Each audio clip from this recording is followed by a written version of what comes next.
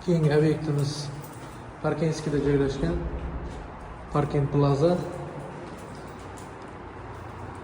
Obyektimiz suvoqdan chiqdi. Ko'rib turganingizdek idealni. Hamma joy 90. Burchaklar 90. Xonalar. Qayerga 90 gradusli udalar qo'ysangiz hammasi 90. Bulatga qilib aboyga tayyor qilib berdik. Obyektimiz umumiy pol 137 kvadrat, devor atkoslari bilan birga 620 kvadrat chiqdi.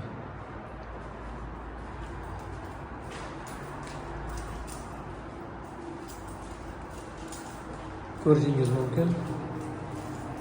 Alohida xonalar, bolalar xonasi. Bu joy garderob. Garderobni suv yo'qligi uchun propinda suv berdik. Uy egasining talablariga asosan.